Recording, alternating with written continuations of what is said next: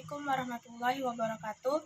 Perkenalkan, nama saya Novia Siswani. Saya dari kelas 4 reguler A Manajemen 4 NIM 2003042271. Di sini saya akan membuat video mereview materi dari pertemuan 2 hingga pertemuan 7 untuk memenuhi tugas UTS Manajemen Bisnis Syariah oleh Bapak Hikmat Tahtahinggo SSE MBA. Bisnis internasional. Bisnis internasional merupakan seluruh transaksi bisnis oleh swasta dan pemerintah yang melibatkan dua negara atau lebih.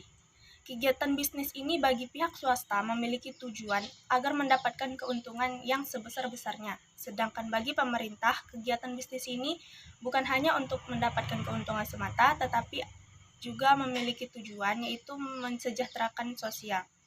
Ada beberapa alasan perusahaan ikut serta dalam bisnis internasional. Yang pertama yaitu untuk memperbesar penjualan, yang kedua untuk mengakuisisi sumber daya, yang ketiga untuk mendiversifikasikan sumber-sumber penjualan dan penawaran. Kegiatan yang dapat dilakukan oleh perusahaan untuk dapat terlibat dalam bisnis internasional diantaranya adalah yaitu kegiatan ekspor dan impor dan kegiatan investasi. Selanjutnya yaitu tentang lingkungan bisnis internasional. Faktor lingkungan sangat berpengaruh cukup besar pada aktivitas bisnis internasional. Di sini ada beberapa lingkungan yang melingkari bisnis internasional, diantaranya yang pertama lingkungan budaya, yang kedua lingkungan politik dan hukum, serta lingkungan teknologi. Pertama kita akan membahas tentang lingkungan budaya. Ada beberapa karakteristik budaya yang mempengaruhi organisasi internasional, yaitu yang pertama jarak kekuasaan. Jarak kekuasaan di sini yang tinggi berarti orang menerima ketidaksetaraan di antara institusi, organisasi, dan orang. Yang kedua, penghindaran ketidakpastian. Berarti, anggota dalam suatu masyarakat merasa tidak nyaman dan ketidakpastian dan ambiguitas sehingga mendukung keyakinan yang meyakinkan kepastian dan kecocokan. Individualisme dan kolektivisme. Individualisme mencerminkan nilai terhadap ikatan kerangka sosial yang longgar, di mana masing-masing orang sangat diharapkan untuk mengurus diri mereka sendiri. Yang keempat ada maskulinisme dan feminisme. Maskulinisme berarti preferensi budaya terhadap pencapaian kepahlawanan, ketegasan, berpusat pada pekerjaan dan keberhasilan dalam hal materi. Sedangkan feminisme mencerminkan nilai hubungan, kerjasama, dan pengambilan keputusan dalam kelompok dan kualitas hidup. Yang kedua itu ada lingkungan politik dan hukum. Fungsi-fungsi proses politik yaitu yang pertama ada artikulasi kepentingan, yang kedua ada agresi kepentingan, yang ketiga ada pembuatan kebijakan, keempat implementasi kebijakan dan pengadilan oleh hukum. Yaitu lingkungan teknologi. Teknologi merupakan pengetahuan mengenai alat dan metode dalam memproduksi barang dan jasa. Teknologi telah menjadikan proses-proses bisnis lebih efektif, efisien, dan produktif. Dalam hal ini, efektivitas berarti memberikan hasil yang diinginkan. Efisien berarti memproduksi barang dan jasa dengan menggunakan sumber daya paling sedikit, sedangkan produktivitas merupakan rasio jumlah keluaran dengan jumlah masukan. Tentang perdagangan global. Yang pertama, teori perdagangan klasik. Teori perdagangan klasik terbagi dalam beberapa paham seperti A. Merkantilisme. Teori merkantilisme ini berpendapat bahwa satu-satunya cara negara untuk menjadi kaya adalah dengan melakukan sebanyak mungkin ekspor dan meminimalisir impor. Yang kedua ada absolute advantage. Dari Adam Smith mendasarkan pada besaran atau variabel real bukan moneter, sehingga sering dikenal dengan nama teori murni atau pure theory. Perdagangan internasional, sedangkan teori perdagangan modern terdiri dari pertama, comparative advantage dari J.S. Mill dan David Ricardo. Yang kedua, teori Hetzer-Ohlin.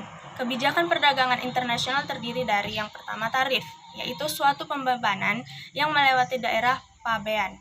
Yang kedua, pelarangan impor, yaitu kebijakan pemerintah untuk melarang masuknya barang-barang dari luar negeri dengan tujuan untuk melindungi produksi dalam negeri dan meningkatkan produksi dalam negeri. Yang ketiga ada subsidi, yang keempat ada dumping, adalah kebijakan pemerintah untuk mengadakan diskriminasi harga, yaitu produsen menjual barang di luar negeri tetapi lebih murah daripada di dalam negeri.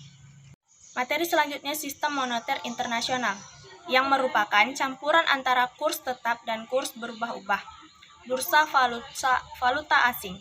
Menurut Sutanto 2008, bursa valuta asing adalah tempat atau lembaga yang memperdagangkan mata uang asing, yang fungsinya yang pertama untuk mentransferkan daya beli uang antar negara, yang kedua menyediakan kredit bagi perdagangan luar negeri, yang ketiga menjual belikan valuta asing, dan yang keempat memperlancar perdagangan internasional dan pembayaran internasional. Selanjutnya ada pasar modal internasional. Pasar modal adalah sebuah tempat bertemunya pihak yang memiliki kelebihan modal dan pihak yang kekurangan modal. Materi selanjutnya yaitu kerjasama internasional antar negara. Yang pertama ada General Agreement on Tariff and Trade. Tujuan awalnya adalah untuk menciptakan lembaga ketiga untuk menangani sisi kerjasama perdagangan ekonomi internasional. Bergabung dengan dua lembaga Bretton Woods, yaitu Bank Dunia dan Bank Moneter Internasional. Yang kedua ada World Trade Organization.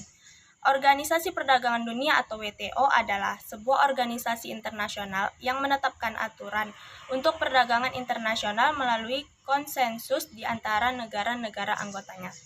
Hal ini juga menyelesaikan sengketa antara anggota yang semuanya penandatangan set perjanjian perdagangan. Lalu ada integrasi regional, yang mana perjanjian antara negara dalam suatu wilayah geografis untuk mengurangi sampai menghilangkan hambatan tarif dan non-tarif atas barang dan jasa serta faktor produksi. Selanjutnya ada Uni Eropa. Menurut Hill 2004, Uni Eropa ini adalah bentuk dari dua faktor politik, yaitu kehancuran Eropa Barat dan keinginan bangsa Eropa untuk mempertahankan panggung politik dan ekonomi mereka sendiri di dunia. Materi yang terakhir adalah Aliansi Strategis Internasional, yang mana dibentuk dalam rangka untuk meningkatkan keunggulan dalam bersaing perusahaan yang terlibat dalam kegiatan atau aktivitas bisnis internasional. Dengan melakukan aliansi, maka pihak yang terkait haruslah menghasilkan sesuatu yang lebih baik melalui sebuah transaksi. Perubahan multinasional yaitu suatu perusahaan yang berbasis di satu negara atau negara induk, akan tetapi perusahaan itu memiliki kegiatan produksi atau pemasaran cabang di negara-negara lain atau negara cabang. Di sini ada 4 tipe aliansi strategi, yaitu yang pertama ada joint venture, yang kedua ada equity strategic alliance, yang ketiga ada non-equity strategic alliance, dan yang keempat ada global strategic alliance. Sekian yang dapat saya sampaikan. Apabila ada kekurangan atau kesalahan, saya mohon maaf. Wabillahi taufiq wal hidayah. Wassalamualaikum warahmatullahi wabarakatuh.